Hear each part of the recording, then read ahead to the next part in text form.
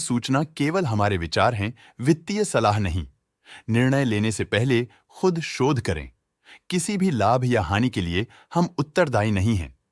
आज हम देख रहे हैं बैंको प्रोडक्ट्स आई लिमिटेड के 2025-26 Q1 की standalone financial performance. Starting with the sales, पिछले क्वार्टर से सेल्स में -2% का डिक्रीज हुआ है, मगर कंपनी ने पिछले साल के मुकाबले 17% का सेल्स इंक्रीज रिपोर्ट किया। Expenses -4% quarter on quarter decrease हो गए हैं, जो साल भर के 14% के राइज के साथ अलाइन करता है। एक्सपेंसेस में डिक्रीज अच्छा है, लेकिन सेल्स में डिक्रीज निराशा की बात है। ऑपरेटिंग प्रॉफिट, जो पिछले साल के कंपैरिजन में 33% अप हुआ है, quarter on quarter around 4% increase हुआ है। Operating profit margin OPM annual basis पे 2.5% से इंक्रीज हुआ है और पिछले क्वार्टर के कंपैरिजन में 1% से इंक्रीज हुआ है। एक्सेप्शनल आइटम्स को ऐड करके अदर इनकम पिछले क्वार्टर के कंपैरिजन में -89% गिर गई, बावजूद इसके ईयरली ग्रोथ लगभग 10 गुना हुई है। इंटरेस्ट एक्सपेंसेस पिछले क्वार्टर से -44% डाउन हुआ, लेकिन ईयर ओवर ईयर डिक्रीज -93% हुआ है। डिप्रिशिएशन कॉस्ट्स में क्वार्टरली -3% का डिक्लाइन देखने को मिला और ईयरली बेसिस पे 10% का इंक्रीज देखा गया। प्रॉफिट बिफोर टैक्स एनुअली 70% बढ़ा, लेकिन प्रोसीडिंग क्वार्टर से -58% डिक्रीज हुआ है। इस साल कंपनी ने 26% टैक्स पे किया और क्वार्टरली कंपनी ने 25% टैक्स पे किया है। नेट प्रॉफिट ने ईयर ऑन ईयर 72.5% का इंक्रीज दिखाया, लेकिन लास्ट क्वार्टर से -65% का कंट्रैक्शन हुआ है। इस क्वार्टर के दौरान कंपनी का परफॉर्मेंस इतना अच्छा नहीं रहा।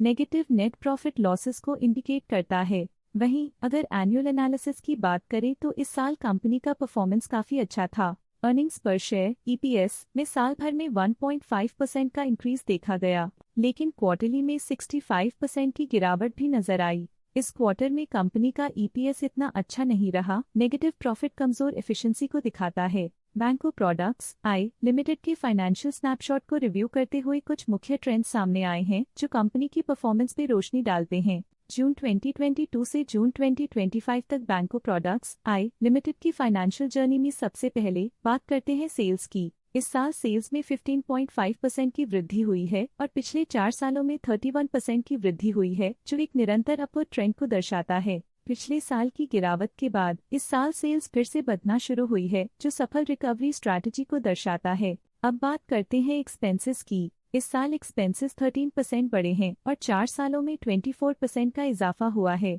इस साल सेल्स और एक्सपेंसेस एक साथ बढ़ रहे हैं, जो बैलेंस्ड ऑपरेशनल अप्रोच को दर्शाता है। ऑपरेटिंग प्रॉफिट का सफर स्टेडली ऊपर चढ़ रहा है। इस साल 25.5% की बढ़ोतरी के साथ और पिछले 4 सालों में 72% का नोटिसेबल राइज हुआ है। पिछले साल की गिरावट के बाद इस साल ऑपरेटिंग प्रॉफिट में सुधार हुआ है, जो ऑपरेशंस में सफल पलटाव को दर्शाता है। नेट प्रॉफिट का सफर ऊपर की ओर चल पड़ा है। इस साल 66% की चढ़ाई के साथ पिछले 4 सालों में लगभग 2 गुना की शानदार वृद्धि हुई है। पिछले साल की सेटबैक के बाद नेट प्रॉफिट में सुधार हुआ है, जो मार्केट ऑपरेशंस में संभव रिकवरी और अडेप्टेबिलिटी को दर्शाता है। इस साल EPS में -14% की कमी के बावजूद लंबी अवधि में देखा जाए तो 45% की मजबूत वृद्धि हुई है। एक इजाफे के बाद पिछले 2 सालों में EPS गिर रहा है, जो कुछ चैलेंजेस को दर्शाता है जिन्हें स्ट्रेटेजिक रिव्यू की जरूरत है।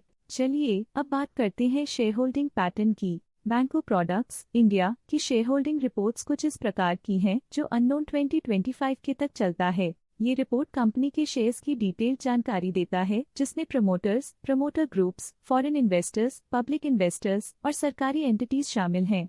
पब्लिक हेल्थ शेयर्स का परसेंटेज 2025 के में 28.06% से 2025 के में 27.85% तक डिक्रीज हो गया। इस डिक्रीज से साफ है कि इस टाइम पीरियड में कंपनी में पब्लिक का हिस्सा डिक्रीज हुआ है। जब कंपनी के शेयर्स का अधिकतम हिस्सा प्रमोटर्स, FII, DII या गवर्नमेंट के पास होता है, तब ये माना जाता है कि कंपनी मजबूत हाथों में है, जो स्थिरता और मजबूत समर्थन को दर्शाता है और इस मार्केट की स्थिरता बनी रहती है।